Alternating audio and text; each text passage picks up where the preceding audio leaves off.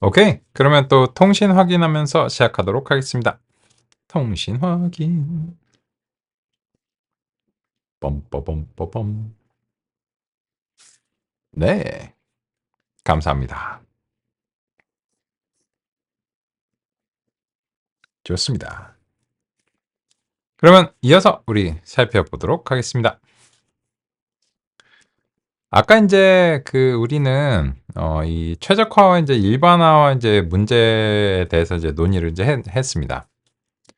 그러면 이제 구체적으로 이제 코드에서는 그 문제가 이제 어떤 것인가를 보면 이 fit을 아이리스 데이터로 이제 했는데 이 예측을 할 때도 그냥 아이리스 데이터를 이제 사용해 버린 게 이제 문제라는 겁니다. 이거 이거 자체는 문제가 아닌데 여기서 인제 이 100 점을 맞는 이유가 정답을 이제 경험해 버린 그런 데이터를 다시 한번 이제 물어봤기 때문이 아닌가라고 하는 점을 이제 알 수가 없죠. 그러니까 이게 이런 거예요.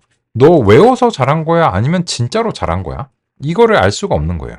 그러니까 뭐 진짜로 잘해서 100 점을 맞았을 수도 있는데 외워서 100 점을 맞았을 가능성을 배제할 수가 없는 상황이기 때문에 이 성능에 대해서 우리가 이거를 이제 새로운 문제에 대한 기대값이라고 평가하기가 어려운 거죠. 그죠? 그럼 어떻게 해? 그래서 인제 새로운 데이터를 마련하는 것이 필요합니다. 그럼 어떻게 해? 요 아이리스 데이터가 지금 이제 여기 있는데 어떻게 뭐 양재동 꽃시장에 가야 되나?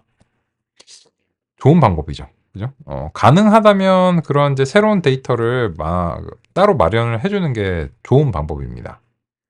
근데 지금 우리가 꽃시장에 달려갈 수가 없잖아요. 그죠? 꽃시장에 가 가지고 "붓꽃 있어요, 붓꽃?" 세 종류 모두 이렇게 인제 다 인제 획득을 해야 되는데 그게 좀 어려울 수 있죠. 그래서 인제 보통 통상적으로는 데이터가 이제 주어지고 난 다음에 또 평가용으로 새로운 데이터를 따로 또다시 만든다는 거는 상당히 이제 부담스러운 일입니다. 하지만 무조건 돼야 되는 일이에요. 지금 기계학습 모형과 같은 것을 이제 평가하기 위해서는 무조건 돼야 되고 정확하게 쪼끔 더 인제 엄정하게 말하면 이 모형 자체가 기존의 인제 데이터에 대해서 이제 맞춰지는 과정이 인제 있다. 그죠? 그런 경우에는 이 모형이 통계 모형일 수도 있고요. 지금처럼 이제 머신러닝으로 이제 간주되는 그런 알고리즘으로 이제 기인한 모형일 수도 있습니다. 근데 인제 통계 머신러닝 알고리즘들은 "통계의 자식이다." 뭐 이런 식으로 제가 어제 말씀을 드렸죠. 근데 이 두 가지 모두 데이터를 기반으로 해서 인퍼런스를 한다. 그러니까 이 인퍼런스라고 하는 것은 디덕션이라고 하는 용어와 이제 구별이 이제 되는데 요거를 제가 이제 짧은 영어에도 불구하고 그냥 인퍼런스라고 말씀드리는 이유는 이거를 이게 추론이라고 이제 번역을 이제 종종 하거든요. 그죠? 이게 추론이 그 추론이 아닌데요. 그래서 인제 요 디덕션이라고 하는 것은 인제 수학에서 이제 증명 같은 거 하는 거예요. 이런 거 뭐 아니면 뭐 논리학에서 뭐 증명 같은 거 하는 거예요. 이런 거 있잖아요. 뭐 "모든 사람은 죽는다. 소크라테스는 사람이다. 따라서 소크라테스는 이제 죽는다." 뭐 이런 식으로 3 단 논법. 이런 거 이제 디덕션의 인제 간단한 예시죠. 그러면 그런 거는 인제 "모든 사람은 죽는다."라고 하는 이제 명제 자체를 이제 받아들인다면 이거는 인제 데이터가 필요한 건 아니에요. 이제 소크라테스가 죽는지 안 죽는지를 우리가 평생 동안 이게 지켜봐야 되는 거야. '이게 찔르면 죽나?' 그렇게 되게 잔인한 예시네. 그죠? 이렇게 그렇게 데이터를 수집할 필요가 없는 거예요. 그러니까 이런 거죠. 모든 사람은 죽는데 그러면 어 언젠가 태어나게 될 새로운 사람을 가정한다면 그 사람도 언젠가는 죽을 것이다라고 하는 거는 디덕션이죠. 논리적인 거죠. 그 사람이 아직 태어난 사람이 아님에도 불구하고 우리는 그거를 상당히 확신할 수 있죠. 현재까지의 명제가 진실이다라고 받아들인다면요. 그런데 이 인퍼런스라고 하는 것은 이 증명하고는 상당히 다릅니다. 그래서 이제 이 인퍼런스는 이제 증거 기반이죠. 그래서 이제 이 증거 기반이기 때문에 약간 그 법정 드라마 같은 게 이제 가능한 거예요. 예를 들어서 이때까지 모든 증거가 저 사람이 막 유죄고 막 살인자야. 막 이렇게 막 드라마에서 그렇게 이제 나와요. 그래갖고 이제 증거 기반으로 해서는 그 사람이 이제 그 뭐 땅땅땅 이제 유죄 판결을 받기 일보 직전이에요. 근데 이제 잠깐만요, 재판장님 뭐 이렇게 하면서 그 새로운 증거 막 결정적인 새로운 증거가 딱 나와. 이 사람이 뭐 사실은 살인자는 이게 그 왼손잡이인데 이 사람은 오른손잡이다 하면서 막 이렇게 뭐 이렇게 순간적으로 뭘 던졌는데 그 사람이 오른손으로 탁 잡아. 그래서 이거 보십시오. 반사적으로 오른손으로 잡았기 때문에 이 사람은 뭐 왼손잡이가 아닙니다. 뭐 이런 거 있잖아요. 그죠? 발연기 죄송하고요. 그죠? 제가 할 수 있는 최선이었습니다. 근데 만약에 그렇다면 이거는 이때까지의 그 99개의 증거가 유죄였다고 해도 이 단 하나로 뒤집힐 수 있는 거예요. 그래서 이 인퍼런스라고 하는 것은 증거 기반이기 때문에 이 디덕션하고는 다르게 새로운 데이터 포인트가 그 추가가 되면 완전히 결론이 뒤바뀔 수 있는 가능성을 가지고 있는 것들이 이제 데이터를 기반으로 한 모형들이라고 할 수 있고, 그래서 이제 그때 이제 통계라든지 머신러닝이나 이런 것들이 모두 그 데이터를 기반으로 한 그 추론, 인퍼런스를 이제 추론이라는 단어 참 이렇게 그 번역이 좀 애매한데요. 그죠? 어쨌든 최근에 이제 추론이라고 많이들 하니까 그 요 인퍼런스를 하는 이제 이런 모형들의 궁극적인 이제 약점인 거죠. 그죠? 그래서 이제 실제로 그 챗 GPT 같은 경우에도 그 예전에 이제 언젠가 이제 보시면 이제 새로운 데이터 포인트가 이제 수집이 되지 않으면 뭐 현재 한국의 대통령은 누구인가 하면 이제 현재 대통령이 아닌 이제 이전 대통령으로 이제 답변한다든지 뭐 이런 거는 이게 증거 기반이니까 자기 입장에서는 자기가 경험한 데이터에서는 챗GPT는 이제 몇 월 며칠까지의 데이터만을 가지고서 이제 훈련이 됐으니까 이제 뭐 이전의 대통령이 현재 대통령이라고 확신을 하고 있는 거죠. 예를 들자면. 그죠?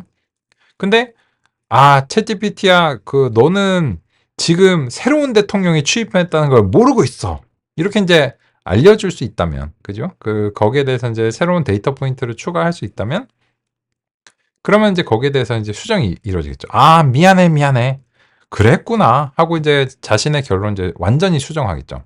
그래서 예전의 응답은 틀린 거고, 지금 이제 이렇게 이제 우리가 얘기를 해볼 수 있는 거죠. 지금 현재는 몇 년도인데 우리 새로운 대통령은 언제 취임했고 그 대통령은 누구야?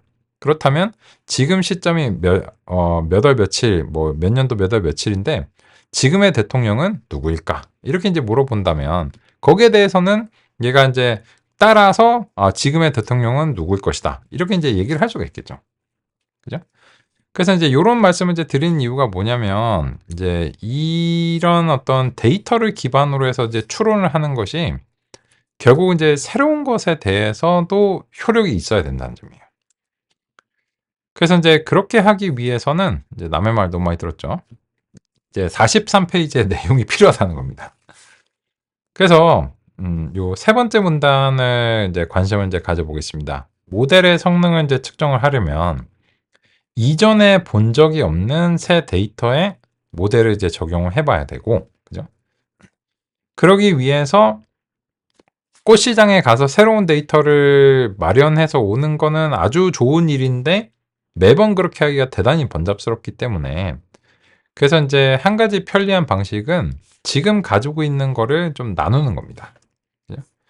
요거는 이제 그림으로 보시면 뭐 조금 더 이제 잘 납득이 되실 수 있다라고 이제 생각이 들어서 다음 같은 방식으로 이제 같이 이제 살펴보겠습니다.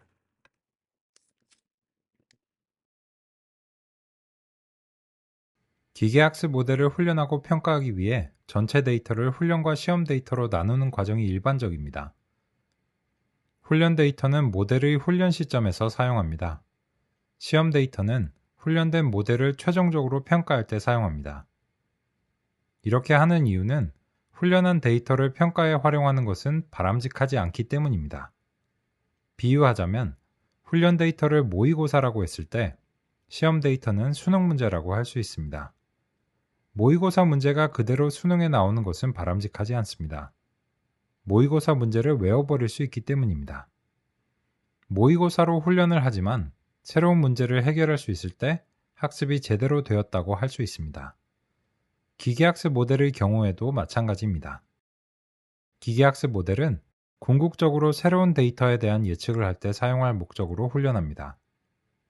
따라서 훈련 시점에 보지 못한 새로운 데이터로 평가를 하는 것이 바람직하고 그러한 새로운 데이터를 대표하는 것이 시험 데이터입니다. 훈련 시험 데이터를 나눌 때는 전체에서 일부를 시험 데이터로 남겨두는 방식입니다. 시험 데이터를 어느 정도의 비율로 남겨둘 것인지는 원래 데이터의 양에 따라 적절하게 조절해야 합니다. 너무 적은 훈련 데이터는 훈련을 제대로 수행하기 어렵고 반대로 너무 적은 시험 데이터는 제대로 성능을 평가하기 어렵습니다. 적절한 비율이 어느 정도인지는 데이터의 규모와 모델에 따라 다릅니다. 그래서 이것은 기계학습 모델을 훈련하고 평가하면서 조절해야 할 수 있습니다. 대체로 8대2 정도의 비율이 권장됩니다. 또한 훈련 시험 데이터를 나누기 전에는 무작위로 데이터를 섞는 것이 대체로 바람직합니다. 섞지 않으면 훈련 또는 시험 데이터에 특정 유형의 데이터만 쏠려 있는 상태에서 나눠지는 문제가 발생할 수 있기 때문입니다.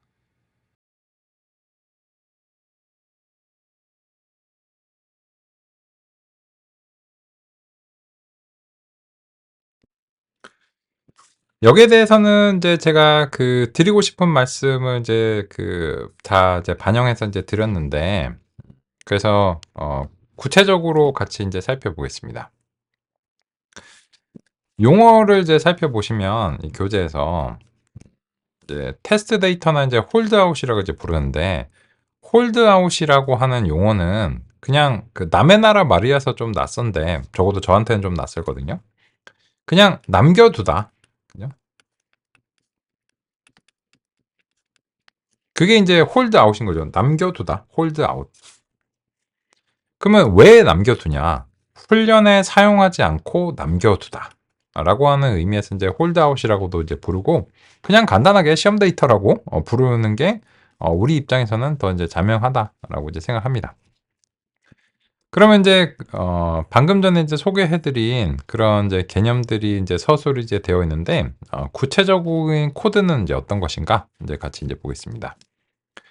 그래서 44페이지이고요. 22번 입력을 이제 우리 코드에 좀 반영을 해줘 보겠습니다. 그러면 이제 우리 코드에서는 어디에 반영을 하는 것이 좋은가라고 하면, 이 모형을 훈련하기 전에 이미 그런 것들이 준비가 되어 있었어야 돼요. 따라서 이거는 이제 우리가 데이터를 적재를 하고 나서 이 지도학습을 수행하겠다라고 하는 마음을 먹었다면, 이 데이터를 준비하고 나서 즉시 준비를 하는 게 보통 바람직한 편입니다. 그래서 이 데이터를 적재한 부분 다음에 새로운 코드 셀을 하나 이제 추가를 해 보겠습니다.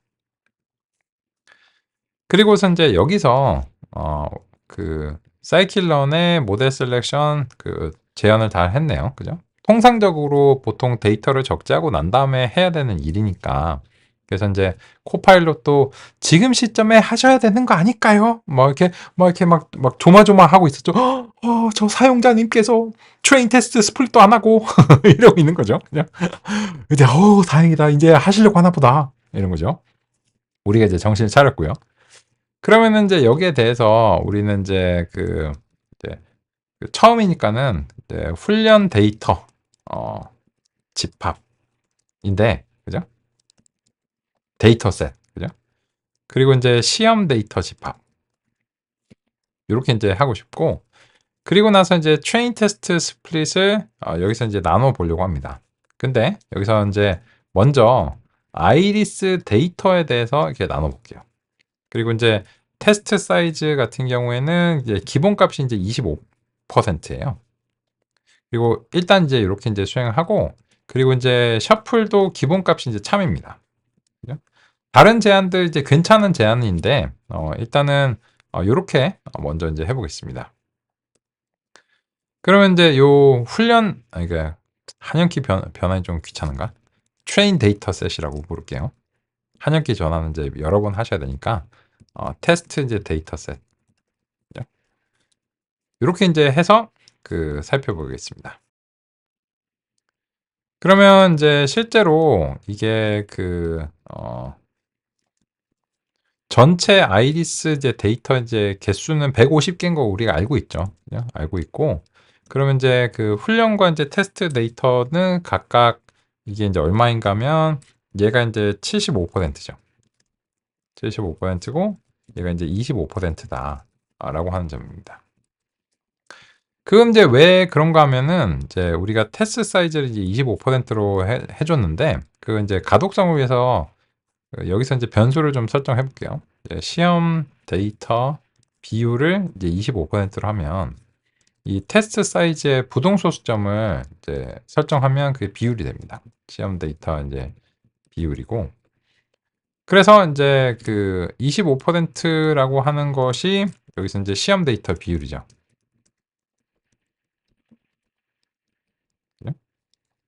그리고 이제 여기에 대해서 몇 퍼센트인가 이런 식으로 이제 평가를 하면 되고.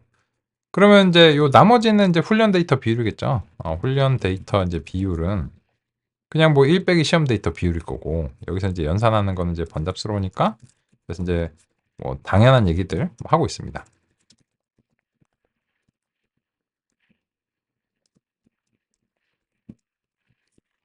그래서 이제 보시면 사실 뭐 이런 거는 굳이 안 하셔도 되는데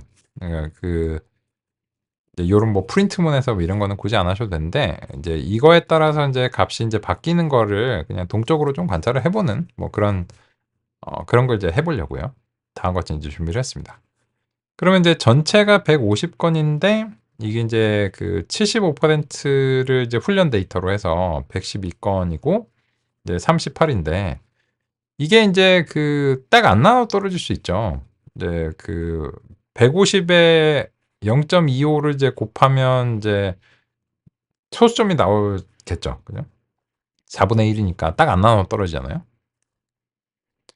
그러면은 반올림 하면 됩니다. 이제 반올림을 하나 뭐 버림을 하냐 뭐 이런 건 그렇게 중요하지 않고 얘가 이제 플러스 1이 되는가 얘가 플러스 1이 되는가의 뭐 차이기 때문에 그거는 그냥 뭐 반올림을 하거나 버림을 하면 나머지는 그냥 나머지 남은 것들은 그게 얼마가 뭐 버렸든지 반올림을 했든지 나머지는 그냥 훈련 데이터가 되면 되니까요.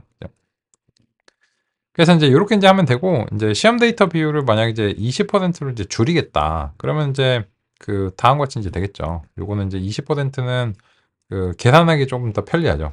그래서 이제 30개가 시험 데이터가 되고 훈련 데이터가 이제 120개가 됩니다. 그러면 이제 요 시험 데이터 비율을 이제 얼마로 하는 것이 이제 적절한가? 라고 하는 거는 이제 이런 데 달려 있어요. 이런 거죠. 지금 우리의 목표 출력을 이제 y라고 이제 부를게요.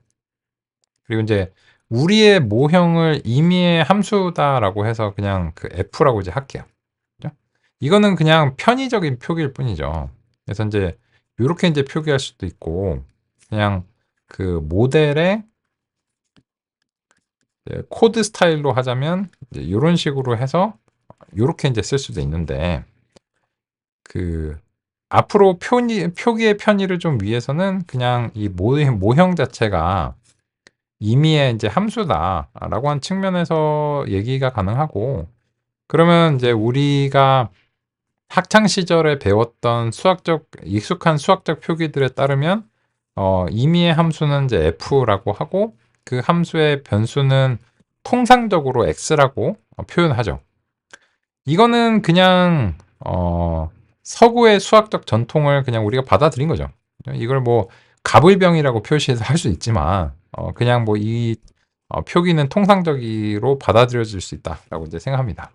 그래서 이 모형 자체가 어쨌든지 간에 그냥 임의 함수고 그 함수의 이제 입력으로서 x라고 이제 부른다면 출력은 우리가 통상적으로 y라고 부르잖아요. 그죠? 그 학창 시절에 그렇게 배웠으니까. 그런데 여기에 대해서 그 한 가지 좀 추가를 하자면 이 모형에 입력이 들어가서 나온 출력은 진짜 정답인지를 평가를 해야 되는 상황이에요. 그러니까 아직 얘가 어 진짜 정답이 되고 싶은 건데 진짜 정답이라고 무조건 얘기할 수는 없잖아요. 그래서 이제 모형의 출력은 그 진짜 정답하고 구분해서 뚜루뚜루 이렇게 모자를 좀 씌우겠습니다. 얘는 진짜 정답인지 평가가 필요한 상황이에요. 그죠? 그래서 이제 실제 타겟값은 이제 y라고 이제 표기를 한다면 모형에서 발생한 출력으로서 이제 y는 이제 타겟값이 되고 싶습니다! 라고 하는 측면에서 이제 아직 그런지 아닌지 모르겠다. 이제 구분하기 위해서 이제 모자를 씌워서 평가를 하겠습니다. 표현을 하겠습니다. 왜? 야, 근데 왜? 이거는 그냥 그 이때까지 많은 이제 기계학습 논문들에서 이런 표기를 모든 논문들은 아니고요. 그 많은 기계학습 논문들에서 이제 통상적으로 사용해오는 이제 표기입니다. 다른 표기를 나는 사용하고 싶은데 말리지 않습니다. 그죠? 다른 표기를 쓰실 수도 있어요. 뭐 예를 들어서 뭐 그 출력 아웃풋의 약자로 어떤 사람은 이제 O라고 쓰는 경우도 있어요. 근데 요런 표기는 가독성이 좀 별로인 것 같아요. 이게 그 아웃풋의 약자로서 이제 O인가 아니면은 뭐 0인가 이런 것들을 알기가 조금 어렵다라고 생각하거든요. 그래서 인제 그 요렇게 인제 추가적인 표기를 쓰는 거는 좀 귀찮잖아요. 그 뭐 파워포인트나 뭐 이런 데서 이런 거 하려면 되게 귀찮거든요. 그죠? 그래서 뭐 다른 문자를 이제 선택하는 거 얼마든지 공감을 할 수 있는데 근데 가독성을 위해서는 그냥 요렇게 인제 하겠습니다. 근데 그 얘기를 왜 하냐라고 하면 이 시험 데이터 비율을 이제 정하는 것과 관련해서 인제 하고 싶은 거예요. 타겟 값을 그냥 그 y라고 표기할게요.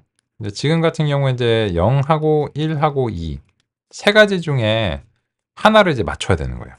그러면 이제 정답이 0, 1, 2 중에 하나여야 된다라고 하면 당연히 예측값도 그 0, 1, 2 중에 무조건 나와야 돼요.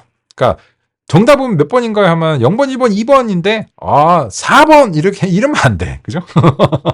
그러면은 얘는 그냥 뭐야? 약간 이런 거죠. 뭐 그건 뭐 틀린 것도 아니야. 그냥 네, 약간 이런 거죠. 그죠? 그래서 이 둘 다 모두 0, 1, 2를 무조건 내야 돼요. 어쨌든 맞든 틀리든. 근데 이제 예를 들어서 우리가 이제 그 어떤 이제 출력을 이제 냈는데 그냥 찍어서 맞출 확률은 지금 3분의 1이잖아요. 그죠? 이게 이제 각각 50개씩 있으니까. 그거에 이제 비율을 줄인다고 해도 결국 이제 3으로 나누면 3분의 1이잖아요. 그냥 3개 중에 하나 어느 것을 고를까요? 이렇게 이제 찍어서 맞출 확률이 이제 3분의 1입니다. 근데 그 얘기를 왜 하냐? 하면은 이 시험 데이터를 지금 몇 개 정도를 이제 가져가야지 찍어서 맞추지는 않았을 것이다를 이제 확신할 수 있냐는 거죠. 그럼 이제 그 보면 이게 시험 데이터가 극단적으로 작으면 한 개 설정하면 됩니다. 그죠? 그럼 한 개를 설정하면 시험 데이터가 한 개고 훈련 데이터가 149개가 되겠죠. 훈련 데이터는 많으면 좋아요. 많으면 좋습니다. 근데 그 지금처럼 그 주어진 데이터를 쪼개서 스플릿을 해서 준비를 할 때는 이 시험 데이터의 절대 개수가 찍어서 맞출 확률이 아닌 것을 보장할 정도로는 충분해야 돼요. 즉 무슨 말이냐면 이런 경우에는 이 시험 데이터를 이제 딱 하나를 물어보는 거잖아요. 그래갖고 막 우리가 막 20년에 가까운 세월 동안 막 수능을 준비했는데 이제 그 수능 시험장이 이런 식으로 한번 문제가 나오는 거예요. 이게 무한히 많은 이제 문제집 파업이 있는데 딱 하나 물어보는 거야.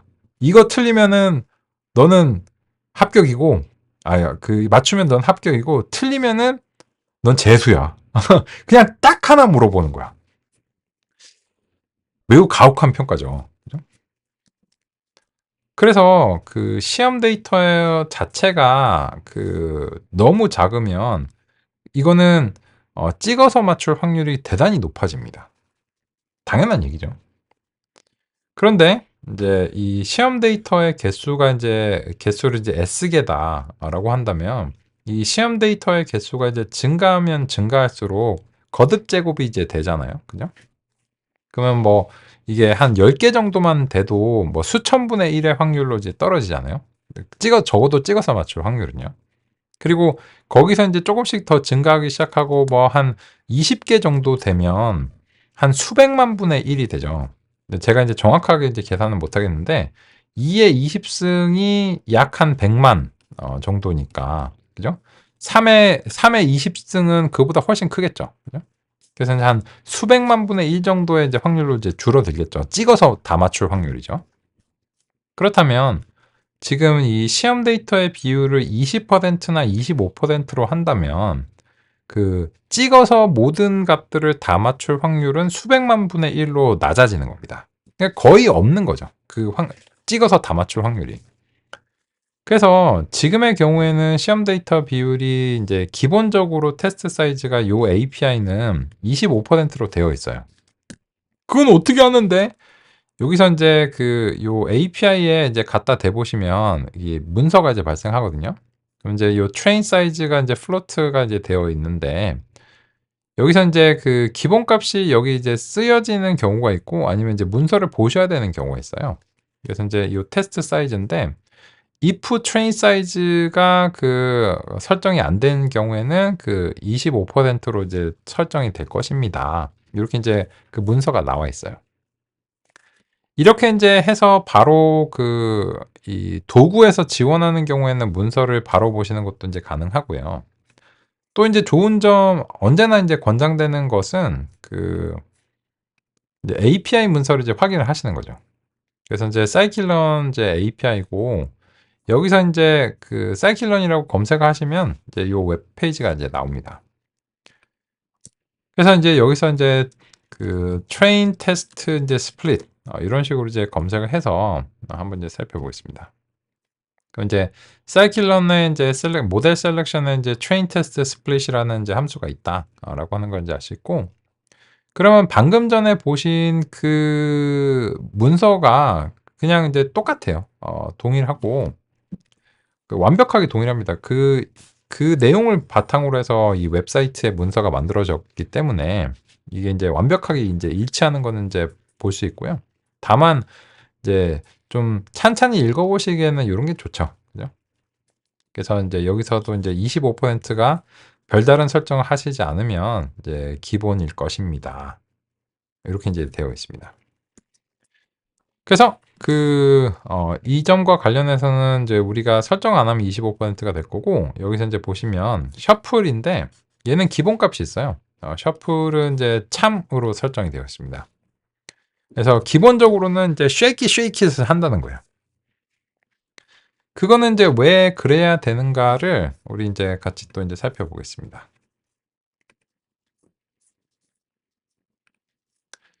그래서 일단은 인제 요렇게 인제 보시면 이제 다음과 같이 인제 나왔는데 여기서 인제 우리가 한 가지 이제 더 해 줘야 되는 게 뭐냐면 데이터만 섞으면 안 되죠.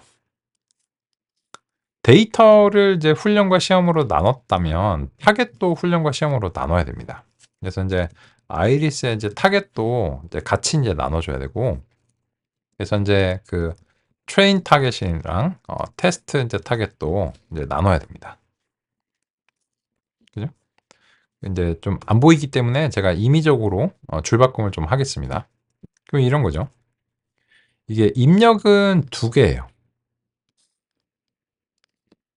이거는 이제 2개도 할 수 있고 3개도 할 수 있고 그냥 임의의 개수를 이 함수에 전달할 수 있어요. 그리고 인제 여기는 그냥 이 함수의 동작 설정이죠. 실제 이제 데이터들은 우리가 이제 원하는 대로 이제 전달하면 되고 이거를 이제 전달할 때는 각각이 인제 2개씩으로 쪼개질 것을 이제 기대하시면 됩니다. 그래서 인제 데이터가 트레인과 테스트로 나뉘고 타겟이 트레인과 테스트로 이제 나뉠 것이다. 그리고 이제 그 비율이나 이런 것들은 지정하면 그대로 반영이 될 것이다. 이렇게 이제 알 수 있고, 그럼 이제 여기에 대해서 그 assertion으로 그 확인을 이제 해주시면 좋아요.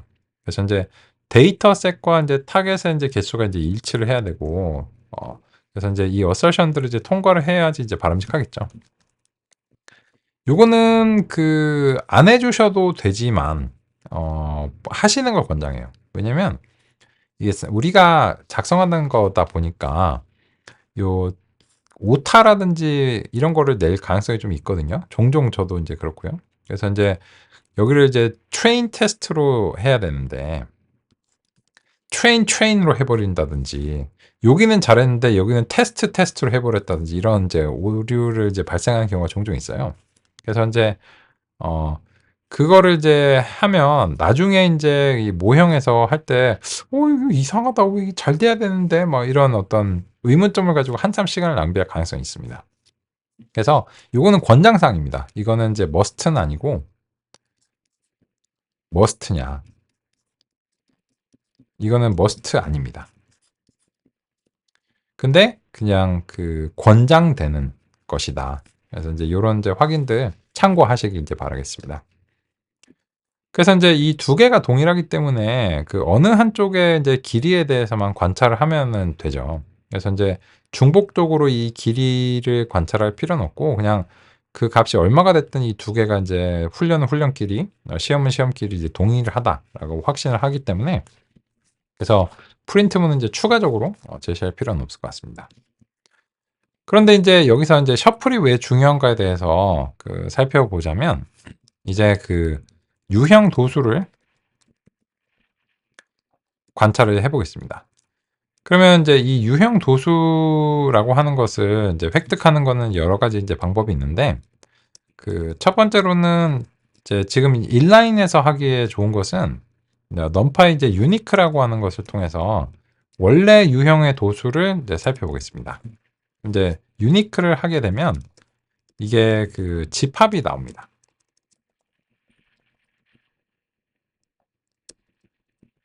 그냥 이제 집합이라고 부를게요. 그러면 이제 요 집합을 그 유형들을 이제 보면 집합 자체를 이렇게 볼게요.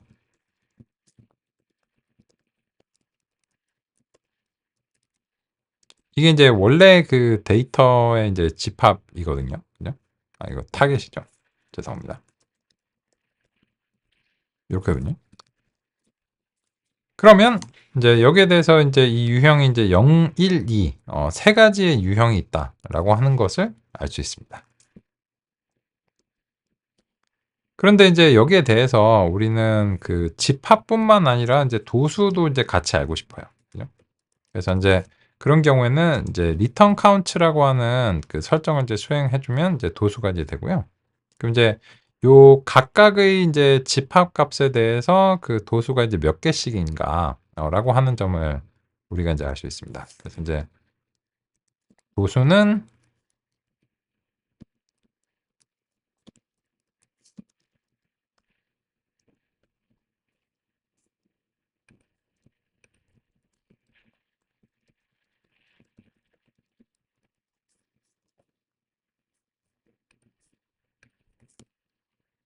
예를 들어서 이제 요 각각의 이제 0번이 몇 개고 뭐 그 이런 식으로 이제 하고 싶다. 그죠? 그럼 이제 요런 이제 폼을 이제 만들어 가지고 이거를 이제 전체적으로 이제 그 우리가 이제 해주면 되는데, 요건 이제 뭐 번잡스럽네요. 그죠? 괜히 이제 이런 건 이제 안 하겠습니다. 그래서 이제 그냥 집합이 이제 있고 도수는 이제 몇 개씩이다. 이제 볼게요. 이거는 우리가 이미 알고 있는 거예요. 그래서 이제 0번, 1번, 2번이 각각 50개, 50개, 50개 이렇게 이제 있다라고 하는 점을 이제 알게 됐습니다. 그죠? 그런데 이제 그 중요한 점이 뭐냐면, 이게 그 원래 데이터 분포를 유지를 해주는 게 바람직하겠죠. 무슨 말인가면, 이 코드를 이제 그대로 이제 복사를 해가지고 아래쪽에 붙여 넣는데, 이번에는 이제 아이리스 타겟 대신에 그 트레인 타겟으로 이제 바꿔볼게요. 요것만 바꾸고 이제 동일하게 이제 보겠습니다. 그러면 이제 보시면 이게 인제 그 훈련 데이터도 012라는 집합을 가지고 있는데 원래 비율은 1대1대1 입니다. 요거 이제 균형 분포죠. 이게 좋습니다. 좋다기보다는 이게 베스트라고 말씀을 이제 드려야 되겠네요. 왜냐면 그 우리가 모형한테 데이터를 이제 경험을 이제 시켜 줘야 되는데요. 근데 이 경험을 골고루 시켜 줘야 돼요. 0 번, 1 번, 2 번에 대해서 인제 물어볼 예정이라면 골고루 물어봐 줘야 됩니다. 그죠? 그냥 0 번만 많이 인제 경험시켜 주고 1 번이나 2 번은 인제 적게 경험을 한다. 이러면은 제대로 학습이 안 되겠죠. 근데 인제 지금 훈련 데이터를 보시면 35, 46, 39가 나왔어요. '어 나랑 다른데? 왜일까?' 그거는 얘 때문이에요. 얘가 그 랜덤 셔플이죠. 이게 랜덤하지 않으면 의미가 없죠. 그 마치 인제 카드 게임 할 때 그 막 옛날에 그 뭐 학창 시절에 뭐 MT 같은 거 가면은 막 카드 게임도 가끔 하고 그러잖아요. 그죠? 근데 요거를 그 편의점에서 사와 가지고 포장을 딱 뜯은 상태로 바로 해. 그러면은 전혀 섞여 있지 않잖아요. 그죠? 그러면 다음 카드가 나올 무엇인가에 대해서 상당히 확실하게 알 수 있고 섞여 있지 않기 때문에 어떤 사람들은 뭐 숫자만 가지고 있고 어떤 사람들은 뭐 JQK만 가지고 있고 뭐 이렇게 이제 될 거 아니에요. 그죠?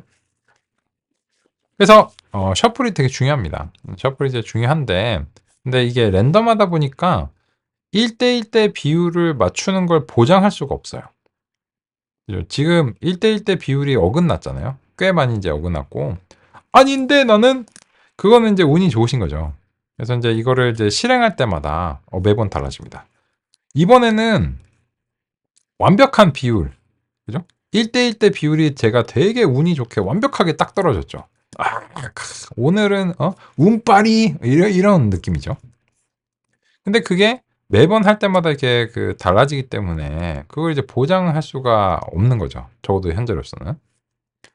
그리고 인제 훈련 데이터가 인제 그렇게 이제 된 거에 대해서 그 시험 데이터를 이제 같이 인제 확인을 해 보면 훈련 데이터가 어긋나면 시험 데이터도 당연히 어긋나겠죠. 그래서 인제 요렇게 인제 같이 보시면 시험 데이터는 인제 도수가 더 적기 때문에 이 왜곡이 더 크게 느껴집니다. 그죠? 그래서 얘 같은 경우에는 44 개를 이제 경험했는데 이런 거죠. 훈련 시점에서는 일을 열심히 막 되게 막 열심히 본 거야. 예를 들어서 뭐 수학의 정석 같은 거 이렇게 보면 요 앞쪽에 인제 집합은 새카맣잖아요. 막 새카만데 뒤쪽에 막 그 뭐 방정식 푸는 부분은 종이가 막 뻣뻣해. 그런 보통 그렇잖아요. 사람이면 다 그렇죠. 약간 그런 느낌이죠. 그래서 이제 요 일에 대해서는 열심히 공부를 했는데 수능 갔더니 얘는 몇 개 안 물어봐. 그러면 이거는 그 제대로 된 훈련과 평가라고 하기 어렵습니다. 왜냐면 이 1번 문제가 어려웠을 수도 있거든요. 근데 이게 상대적으로 개수가 적으면 여기에 대해서 '내가 잘 모르는 어려운 문제인데 다행히 시험에 안 나왔네.' 이런 느낌이 되는 거예요. 그러면 비정상적으로 높은 점수가 나올 가능성이 있다는 겁니다. 그죠? 그럼 어떻게 해야 돼?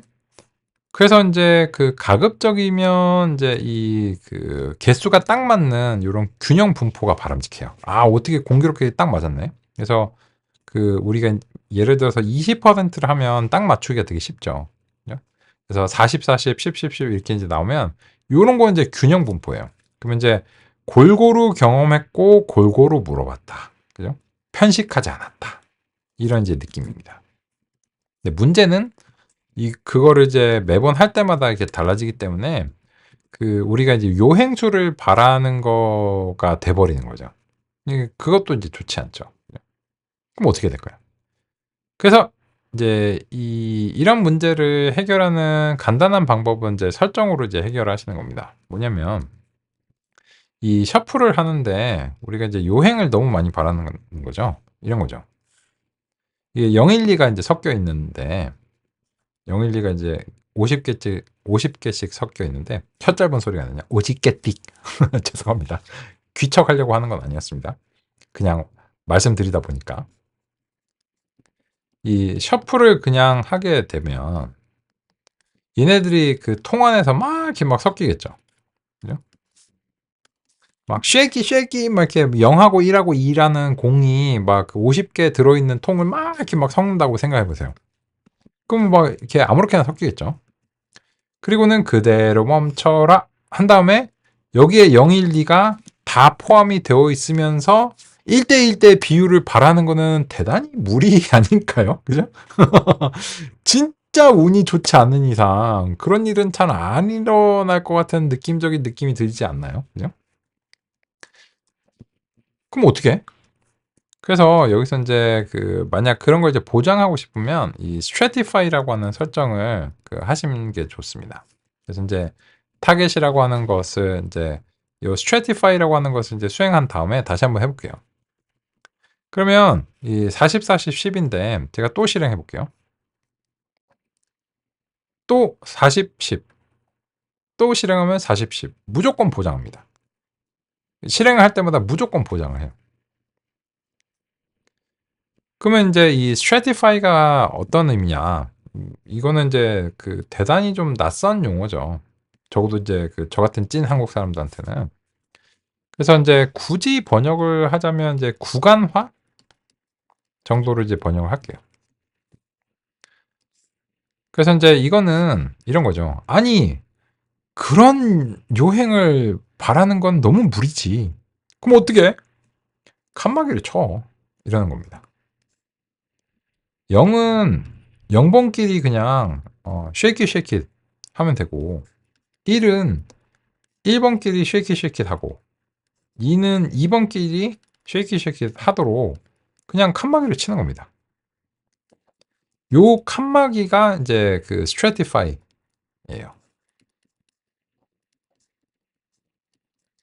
요거는 그 통계에서 굉장히 중요한 기법이기도 합니다. 무슨 말인가면 예를 들어서 이제 그 서울이 있는데 그죠?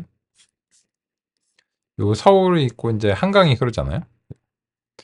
근데 이제 출구조사 같은 거를 할 때 예를 들어서 그 이렇게 뭐 강서, 강동, 뭐 강남 뭐 이런 식의 뭐 이렇게 있는데 여기에 대해서 그 뭐 특정한 지역 사람들한테만 많이 물어봐요. 그러면 이제 특정한 지역 사람들의 그 성향이 어느 정도 있는 편이잖아요. 그죠? 우리 이제 그 왜 있는지는 모르겠지만, 어쨌든 결과적으로는 우리가 경험적으로 그런 성향성이 이제 좀 있는 편이잖아요. 어떤 성향인지는 제가 말씀드리기 어렵고. 근데 이제 그와 관련해서 그렇다면은 이제 여기 있는 사람들한테 그만 뭐 10만 명한테 물어봤다.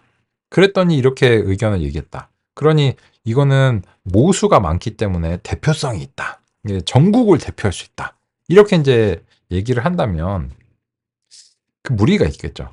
그러니까 예를 들어서 이제 강남 사람들을 10만 명의 샘플을 이제 수집을 하고서 이 의견이 이제 전국을 대표한다라고 주장하기에는 무리가 있다는 겁니다.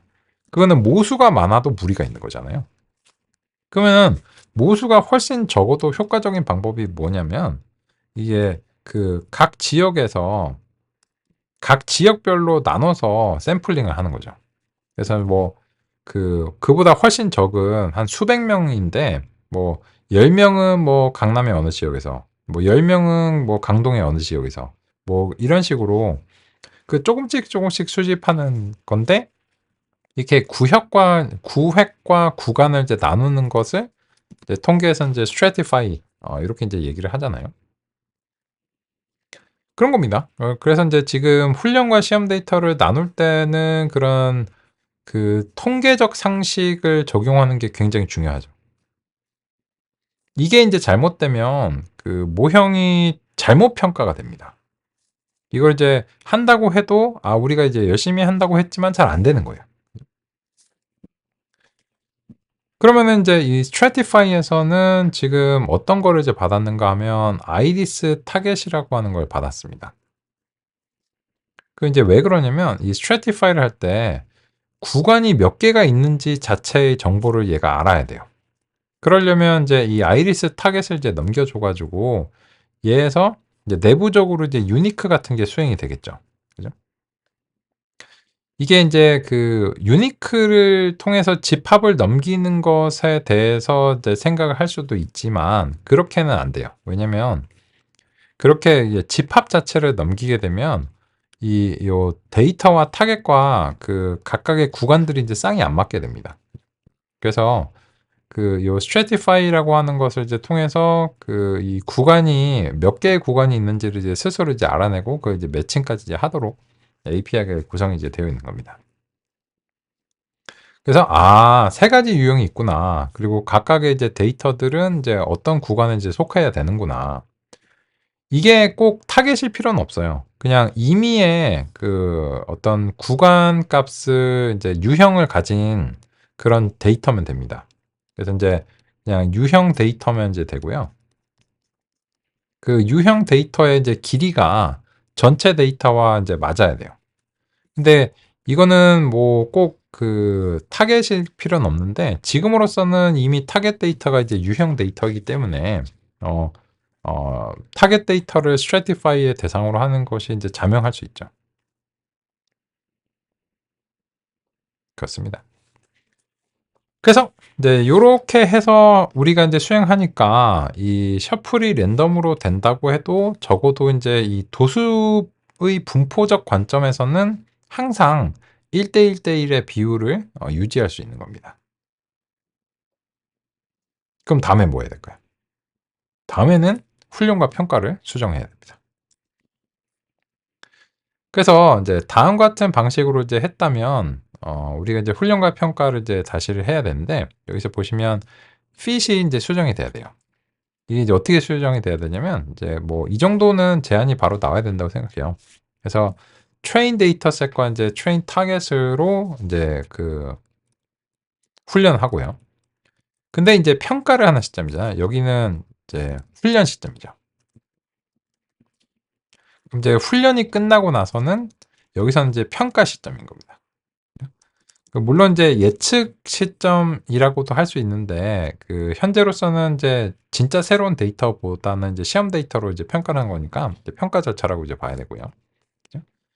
그러면 이제 여기에 대해서는 이제 그 새로운 데이터를 잘하는가가 이제 궁금하니까 이제 테스트 데이터 셋으로 요렇게 인제 해야 되고 그리고 인제 그 채점을 하려면 테스트 타겟으로 채점을 해야 되겠죠. 그리고 나서 이거를 이제 다시 했을 때 잘하는가가 이제 관건인 겁니다. 그죠?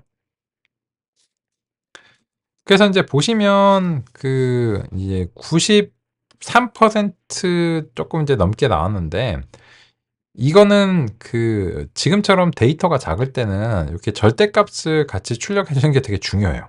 왜냐면 '아, 얘가 왜 94가 안 됐지?' 이게 94가 불가능해요. 그러니까 한 개 틀리면 이제 요렇게 되고 두 개 틀리면 요렇게 되거든요.